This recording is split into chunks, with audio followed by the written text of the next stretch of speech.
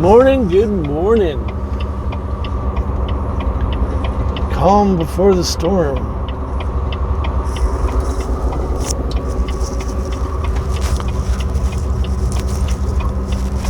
Lake Dillon right there in front of us.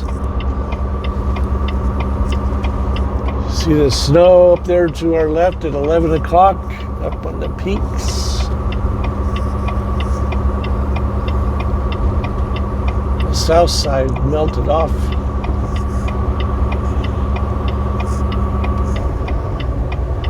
I think we're about ready to cut old Bessie loose here. Yep. Here we go. It's a beautiful day in the neighborhood. 36 balmy degrees.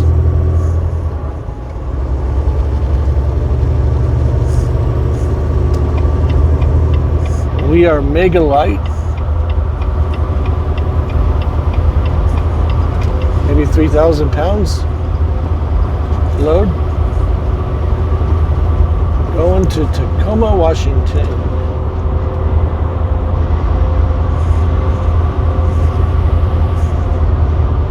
Construction zone. One thing I always do when I drive is look as far ahead as I can, so I know that there's actually trucks up here all lined up, I assume ready to drop some asphalt.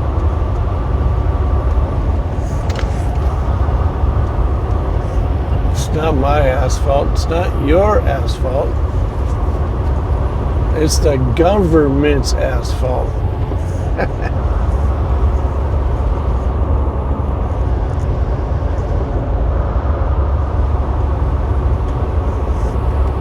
I think the snow is supposed to hit Sunday, Monday. Today is Friday.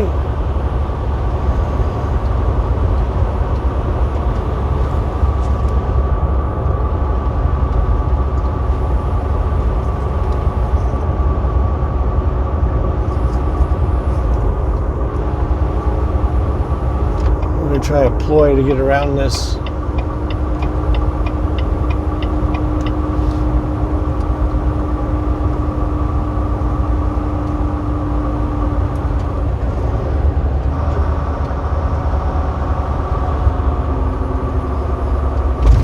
Looks like an accident, not construction junction.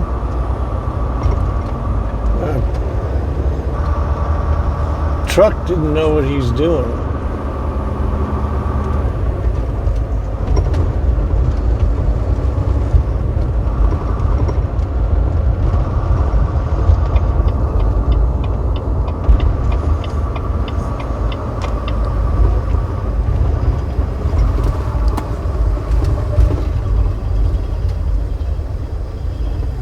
No turn on red.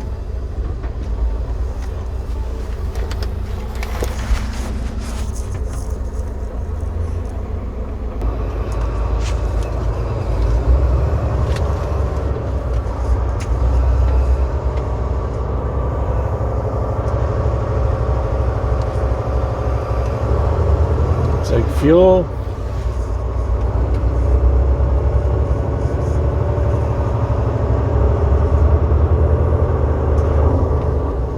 Wonder what happened. Can't really tell. It's like an accident or anything, but a lot of stuff got dumped on the highway.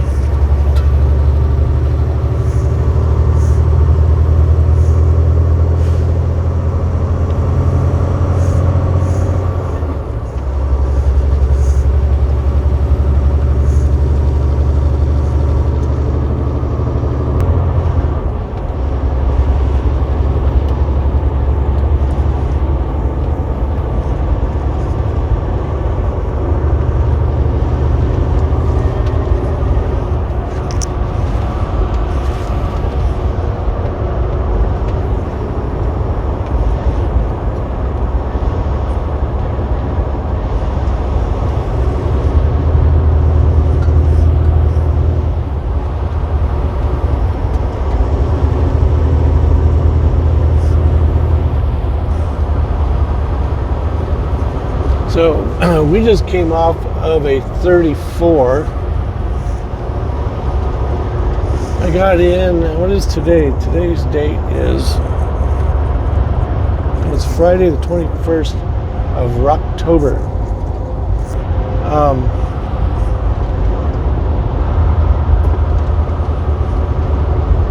We got in Wednesday afternoon.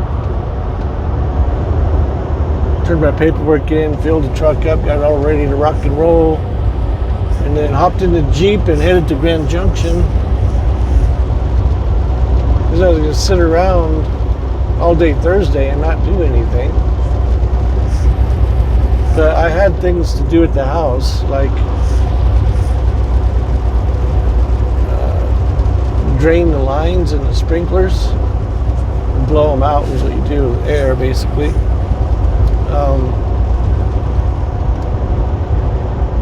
And then a few other odds and ends, but cruising the Jeep out there, I would hit, like every once in a while, I would get a speed wobble. Very rare. I call it the death wobble. The front end starts shaking back and forth really bad. Like you're cruising along, everything's smooth. You hit a bump and then it starts vibrating really bad. So you gotta slow way down to get it to equal out again. So going to Grand Junction in the evening, it was dark, Wednesday night.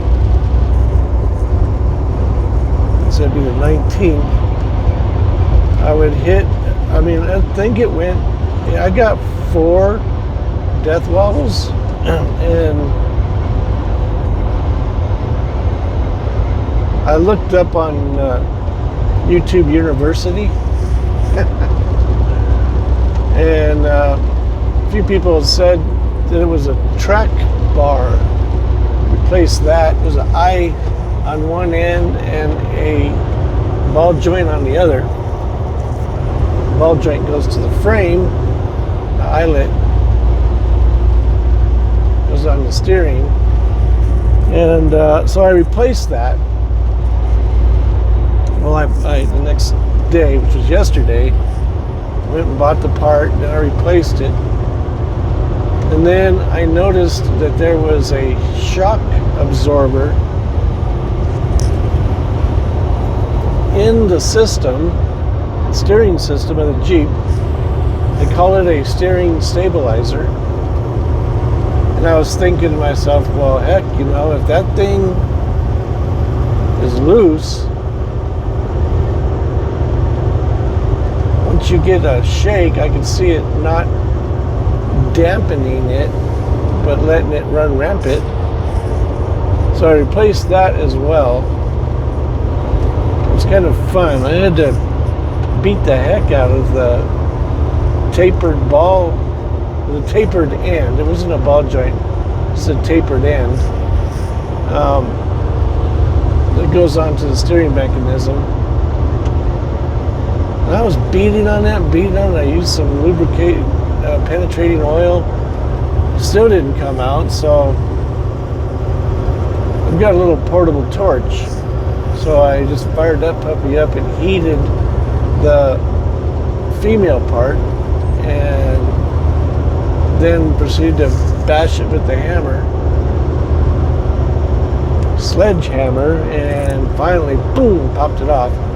Was able to put it back on, finished it yesterday evening, and then drove back to Denver. Picked up Betsy here, and then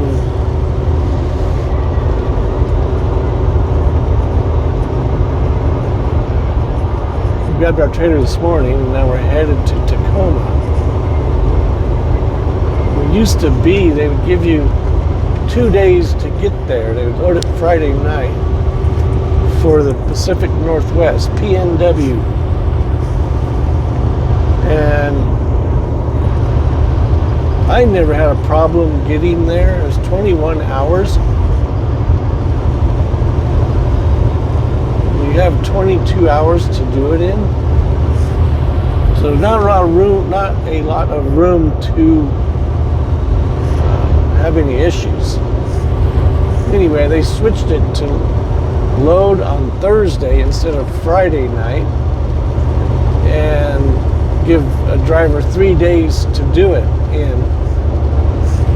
Because apparently a lot of drivers could not make it. Like I say, yours truly never had a problem with it, but anyway, so we're gonna head back to Grand Junction just because it's on the way. Like, you can go 1/2 dozen different ways, but sort of, but not really. The shortest route is I-25 to 80 in Wyoming, then over to 15, and then northwest 84, and then to 86, and to 90, and there you go. Well, it's the exact same miles from our yard to 80 and I-15 interchange. 524 miles. So if you go 70 to 6 to the 15, by the time you hit the 80 and 15 interchange, you end up 524. If you go 25 to 80 to the 15, 524. Where you save the mileage is you take 84 off of the 80 and then intercept the 15. So you kind of go northwest, and the 80 kind of goes southwest to meet up with the 15. Here's their snowmaking at Copper Mountain. At 27, balmy right now. Make it while they can, and then they'll spread it out.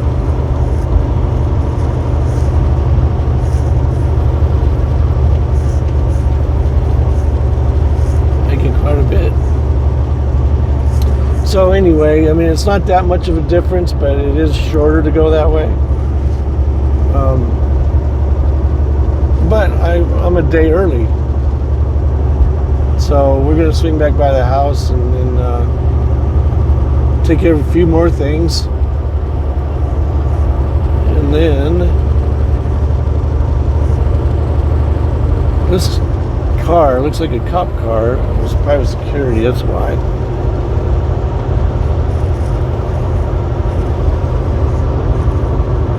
A front end. It's all Ford. What do they call those things? They used to have a mock name. Oh, Exploder. So it's a Ford Explorer. I remember it by the mock name of Ford Exploder. Anyway, so yeah, I'll get a few more things done around the house, preparation for winter. And we'll be able to start making some winter driving videos again. It'll be fun in the sun, fun in the winter.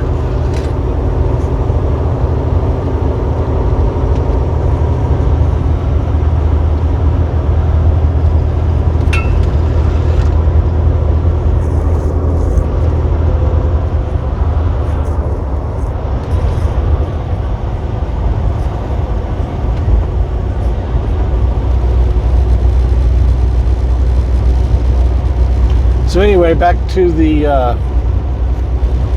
Jeep. I was able to solve that issue. It did it like 4 times, maybe 5, I don't know exactly, going to Grand Junction. And after I put those 2 pieces in the suspension, the front steering suspension, coming back, it did not do it once. So I think I got it. But whilst I was under there, I mean, there's 168,000 miles on the Jeep.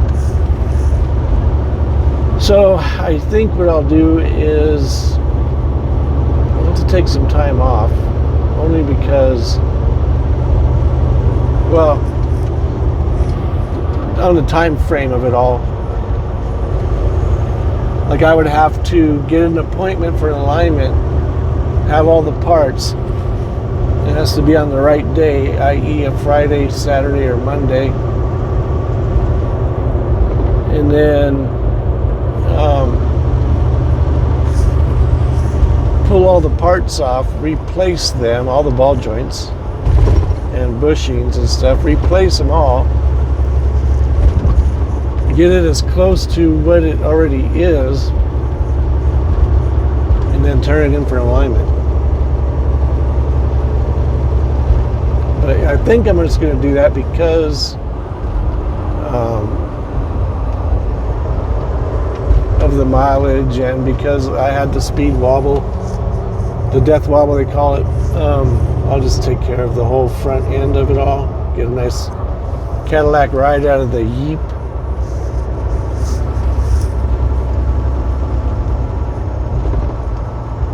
I think I'm going to kind of fix that thing up a little bit, make it just kind of cool. Stock, I'm going to keep it stock. My daughter's friend, her best friend she grew up with, which I grew up with her as well. It's like my second daughter, third daughter. Her husband told me, he was up in Granby, they live up in Granby, that I could put a 3-inch lift and 33-inch tires on the Jeep without cutting anything. The only thing you would have to do is change the gear ratio in the differential. But I think, I don't know if I want to keep it level or put the 3-inch lift on it. I kind of want to put the 3-inch lift in bigger tires because it has that, you know, it's got a good look already, but then it would give it that little extra mean, rough looking look to it. A little stout Jeep type thing. So I don't know. I'll either keep it stock, i.e. the level it's at, or I'll pump it up a little bit, just kind of fatten her up.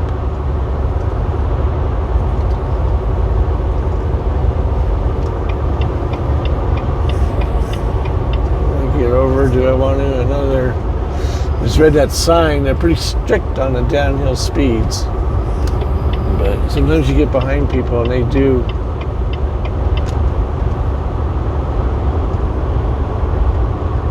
overkill.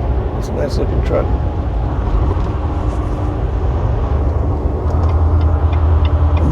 They could be really heavy too, and I'm really light.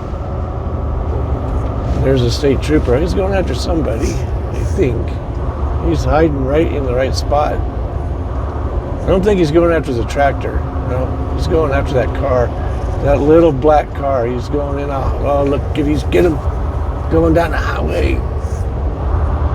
That sign said strictly enforced. That four-wheeler didn't read it. And this guy here, man, I wish I could get him UPS ups.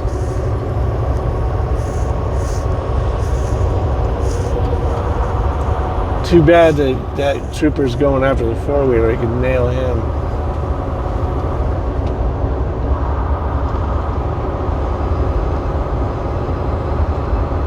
They're working it hot and heavy. I'm going to get over here.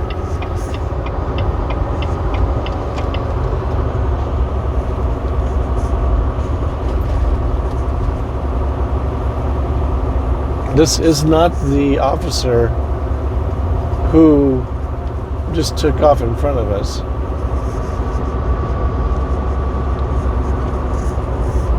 This is another one, so they are, well, you can tell the other one was the SUV. I think the Durango, and that's a Charger.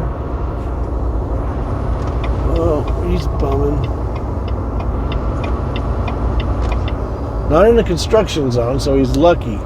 But regardless, I'll tell you what, that car I wonder how this works, because he got him before the construction zone, but I assume he's still going to keep going. So then by the time he pulls him over, if he's in the construction zone, does he get him where he first decided to go after him, because there's the violation right there? Or does he increase it because now he's in a construction zone? That speed limit is 50. We're doing 43. For us, it's 45. I don't care how much you weigh. If you're in a semi truck, you could be empty. It's 45.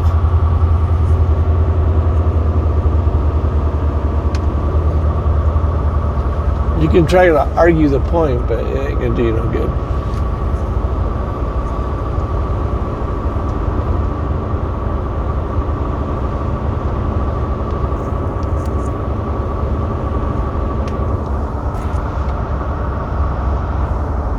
Yeah, getting a speeding ticket in a construction zone is like almost like a DUI, except you don't lose your license. Pretty close to it though. In a semi, in a commercial application. And then if that guy gets pulled over, does he pull over here to the right in the coned off area? I'll tell you what, it's taking him a while to pull over. We'll see him. Guarantee you that. So I wonder, does he pull over right there? I would say yes. But then do you get another ticket because you pulled into the cone zone? Man, I don't know. Questions, no answers.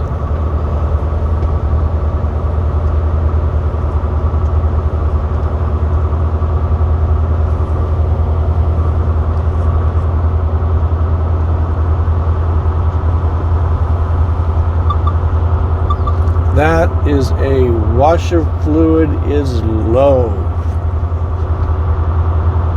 Now in the summertime, because we have jugs and we just refill them at Quality.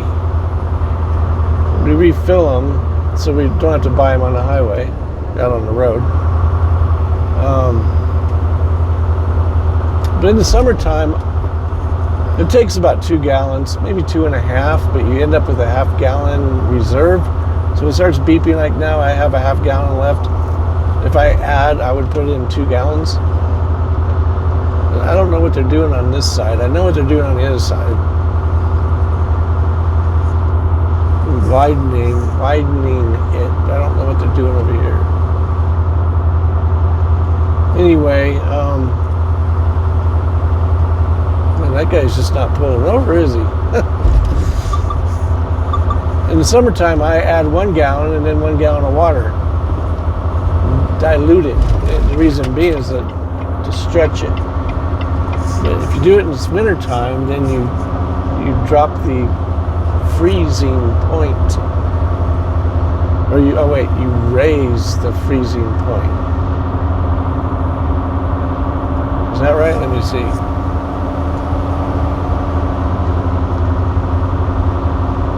Yeah, I guess you would raise the freezing point. You don't want your lines freezing when you need it, especially on this road right here where they put on mag chloride that there could be no one in front of you. It's going to end up all over your windshield because it like lingers in the air. It kind of hangs out. Like a car will go by, it'll throw it up and then it stays there. Car's long gone and you come along, it's still there. It defies gravity. It's like a UFO. They travel by gravity. They use a gravity emitter. So basically, like if you put a bowling ball on a bed and then push down on the side of it, the ball would roll to where you're the lowest point. So that's how UFOs travel through the universe. So they say. I believe it.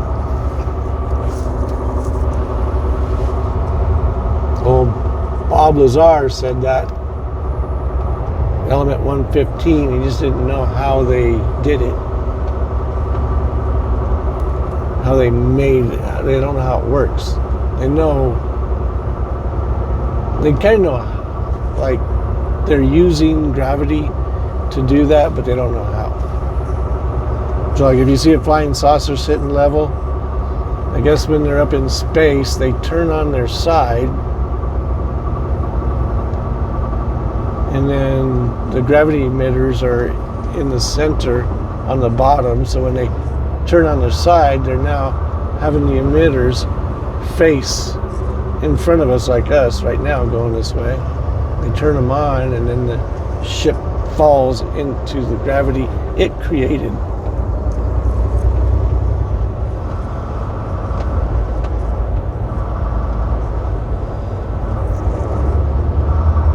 And we use our gravity emitter all the time.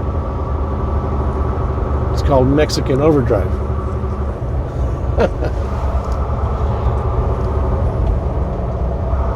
Where in the heck is that cop? Maybe he didn't go after that one person. I'm sure he did. I could have sworn he did. Was he in front of that? I think he was in front of that. Yeah, he was. He was in front of that truck up there. The curtain flatbed.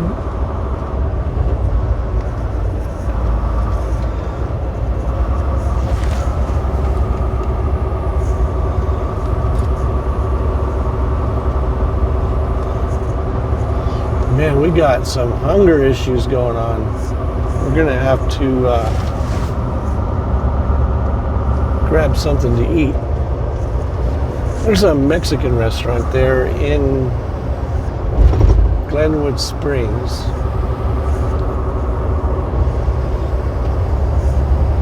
That I can park Bessie and her Anchor and then walk in there and grab a burrito and then back on the road again.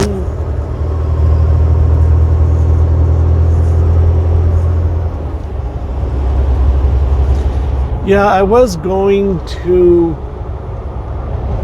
Heavenly Times. I was going to stay the night in Junction last night and then leave Grand Junction about 8 a.m. Drive to Denver, get my truck, get my trailer, and go back. But I would be there probably at 5 o'clock at night tonight. And then I would have to leave Saturday, which is tomorrow, around noon-ish. And it wouldn't be a whole lot of time. It'd be enough to have dinner. Not ready to be able to do much, and then go to breakfast with everybody in the morning, and then get back on the road again. But I thought about it. I'm like, let me just go tonight. I left Junction, I think 7:30, kind of late, later than I wanted to, and then left at 7 a.m. this morning, later than I wanted to. I wanted to leave at 6. But, if I get back to Junction 10 or 11, don't really matter. Still, 4 hours earlier than I would have gotten, 5 hours earlier than I normally would have been there, had I left this morning.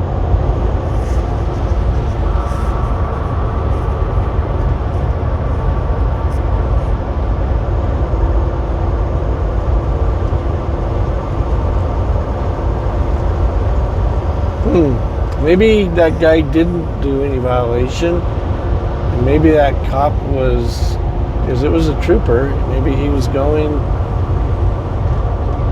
a donut run, maybe? I don't know.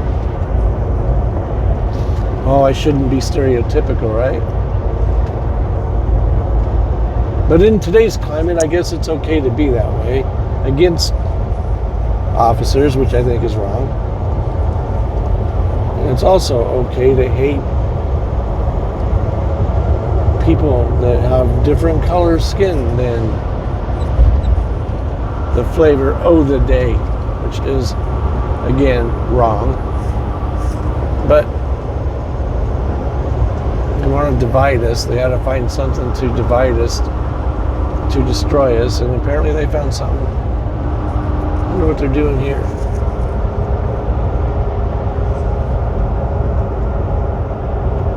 Another hotel, another building.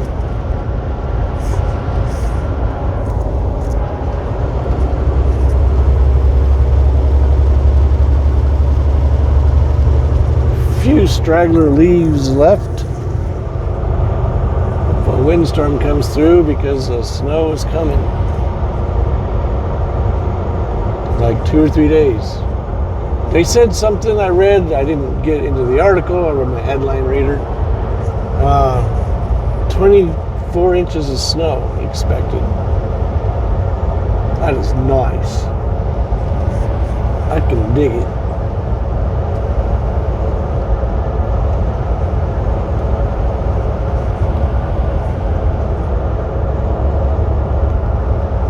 So the last couple of trips, I left my dang fishing pole in the Jeep.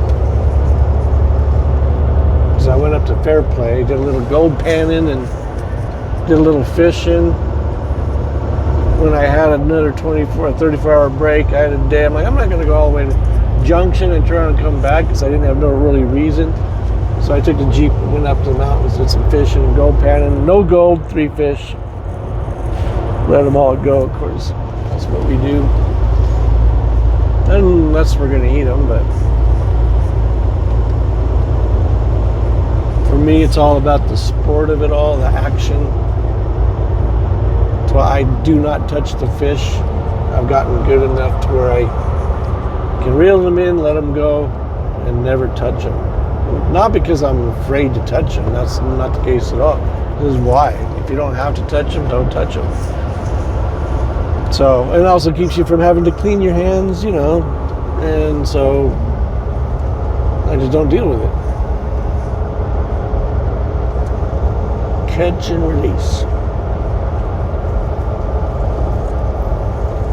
Kind of funny sometimes when I'm using a CD5, a Rapala CD5, which is probably 2.5 inches, maybe 3, and I catch a fish of the same size.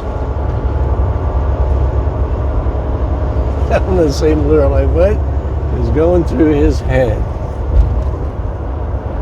Was he just chasing the lure out of his area, which I think is the case, or was he actually going to try to take a chomp out of him? It's not like it's a piranha where you could actually take a chomp. I had a piranha when my kids were growing up. Called him Charlie Chomp Chomp. He's one of them. Yeah, had a red on by his gill area, red belly or whatever. I got him when he was about the size of a quarter, and I don't even know how or where I got him, but I got him, and he was bigger than my fist or my hand when I ceased to own him. Anyway, I'd throw goldfish in his tank, and then he would come up behind him and then bite at their tail. Go boom, boom, and then like half the fish would fall to the bottom of the tank, and he'd be chewing them. So I call him Charlie Chomp Chomp, boom, boom. Then he'd go down and eat the rest of the fish, of course. But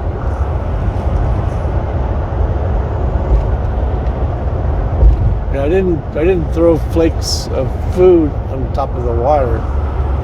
I threw live goldfish in there. Quite the spectacle. Just nature, right?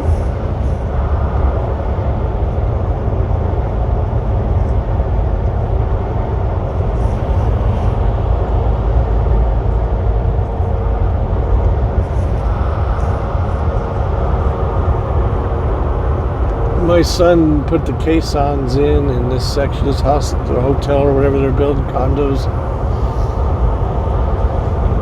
He drilled the caissons in that.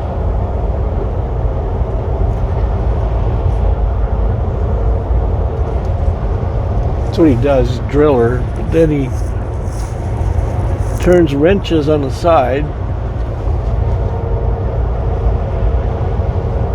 and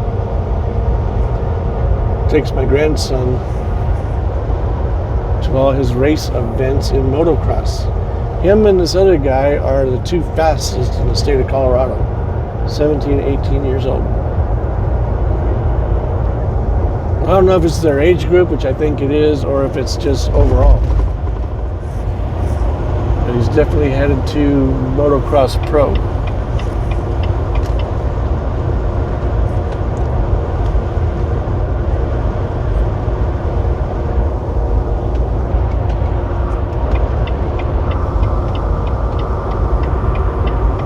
I told him he could do it, and that you have to just believe you've already done it. And then thank the universe, and then the universe will bring it to you.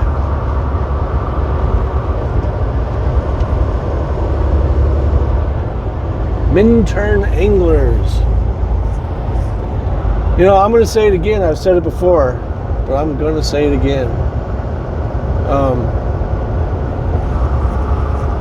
I was going to get over, but I can't really. It doesn't have anybody, but I'll slow down 5 miles an hour.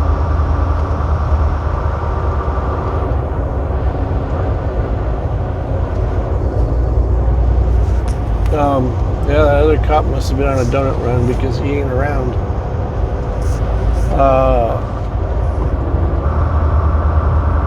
And I always, it's right here's where I like to fish. I'll come by, hop out, go hit a few spots, and then get back on the road again. On the road again.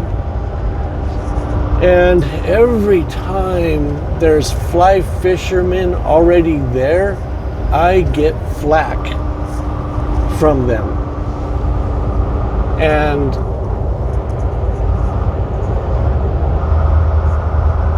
when a cop is coming up behind us, I don't know what we did wrong. Not that I don't think, but anyway, I always get flack from them. You're in my area. This is my home first. I go, do you own this place? Do you own the river? You know, when I went there one time, there was like 6 fly fishermen on the whole stretch. And then I came across just one on the whole stretch, and I was invading his territory. And I was like, this is ridiculous. And then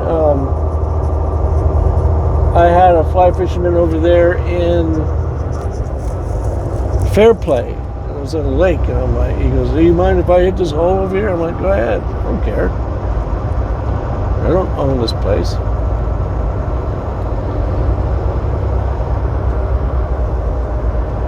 Now, I always seem to have an issue with the fly fishing. I do not know why.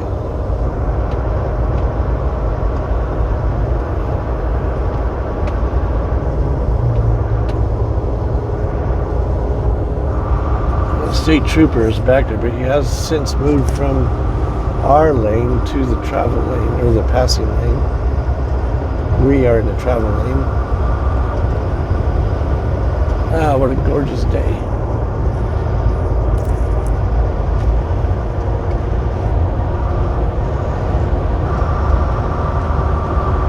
It doesn't take much. This thing just takes off on you. I gotta watch my P's and Q's with the trooper back there. There's another end.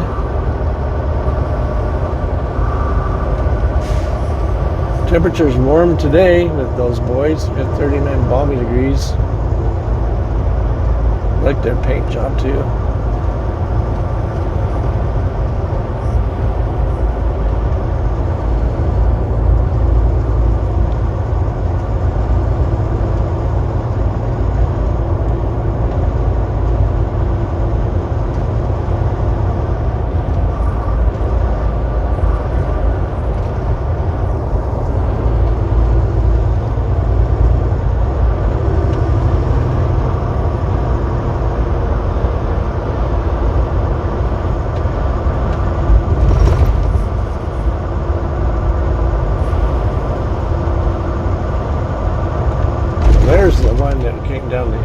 I'm not sure if it's him, but that's what he was driving.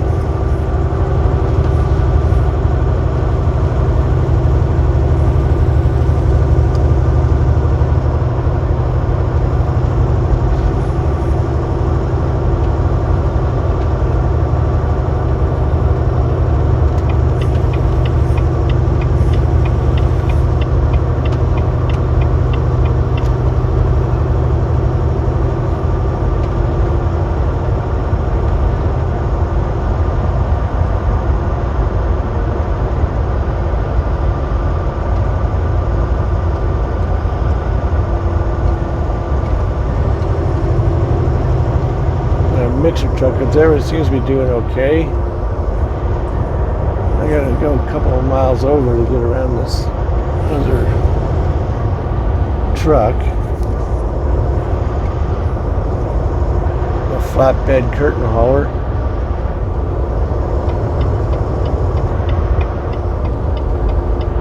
Thank you, sir.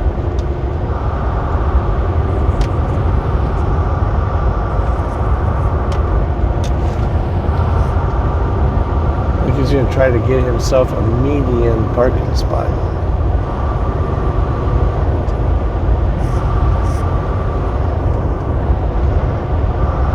Should be nice because we can kick it up a little bit, not be walking on eggshells.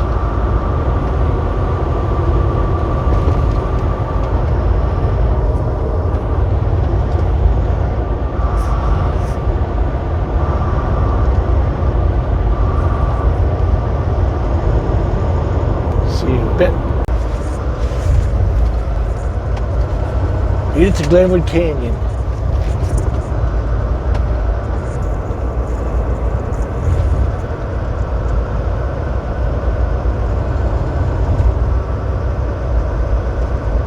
They're always working in this canyon. Now I think they're doing still mitigation for mudslides.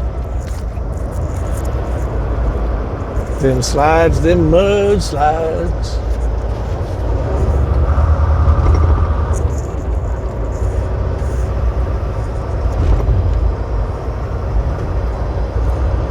Got 42 balmy degrees in the canyon. The river seems to be flowing pretty decent for this time of year.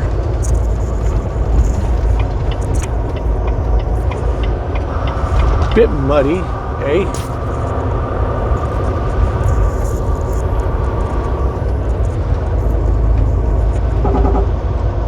Oh, the dreaded lane departure warning. Can't stand that thing. It's like an interesting wreck right here. Markings on the highway.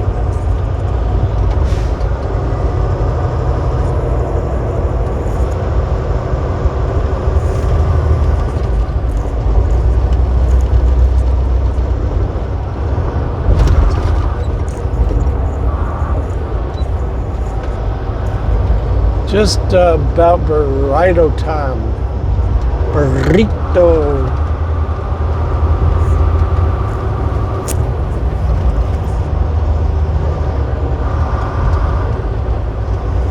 I think I'll get a machaca.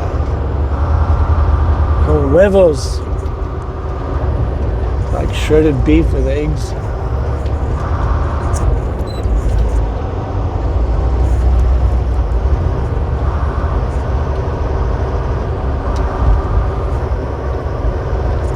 Some of the remnants of the fire last couple of years or whatever it was, right there to our left.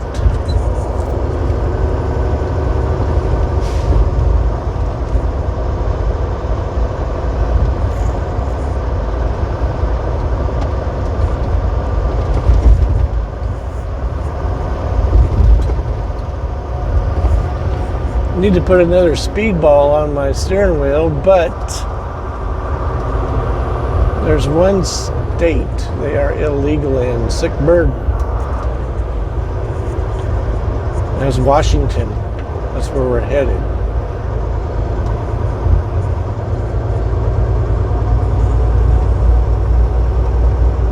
There's a lot of the fire damage.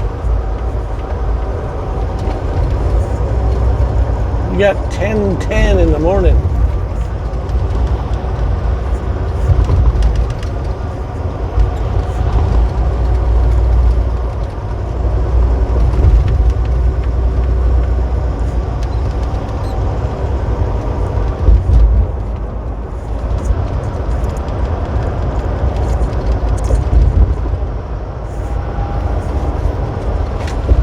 Second time that security passed us.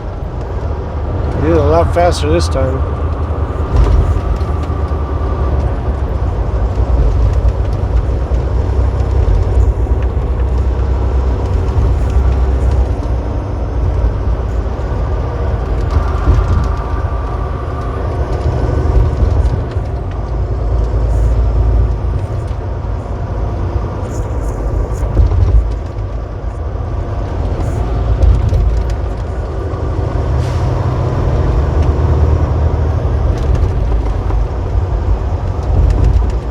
So it's got Dan on his fully car rack. It's a diver's flag. Diver underwater. What that AN, diver, DAN stands for.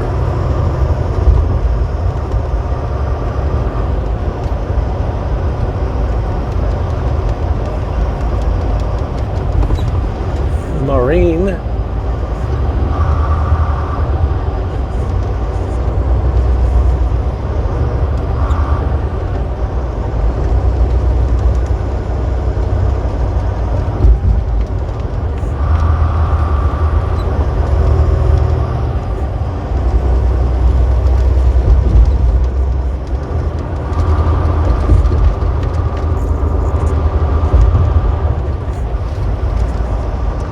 We are about an hour and 15 minutes to the house.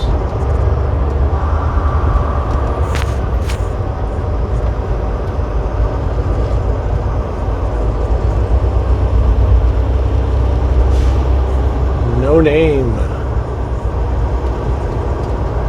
Of course, I don't know if I'm going to go to the yard. It's the fruity yard, they call it, Volvo dealer, or just go to the house.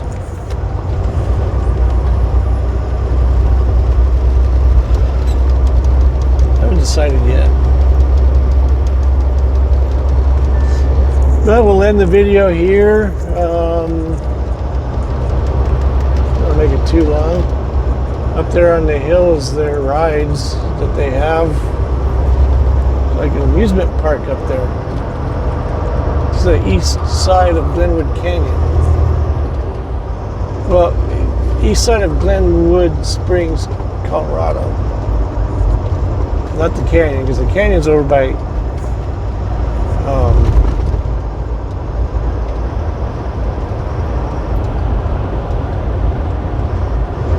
I can't think of the name. I want to say Quebec, but it's not Quebec.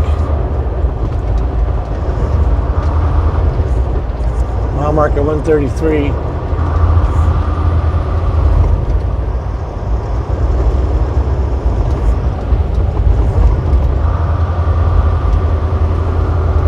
$1965 is a bridge or tunnel.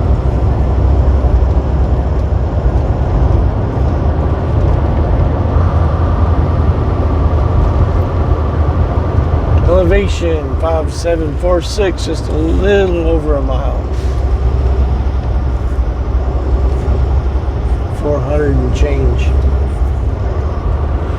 Okay, so we'll call this video good for now. There's the sheep there to the right.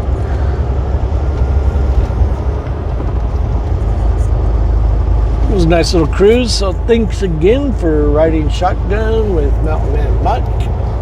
Till next time, enjoy. Peace.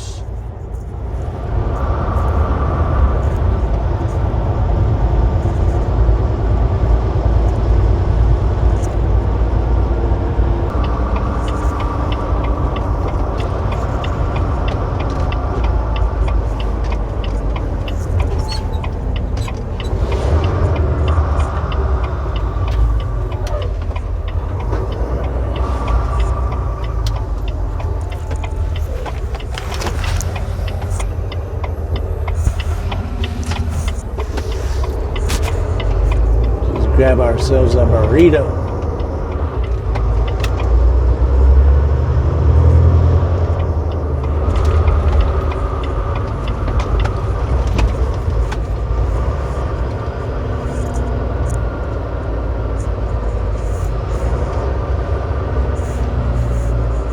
See ya. There's those rides up on top of the mountain.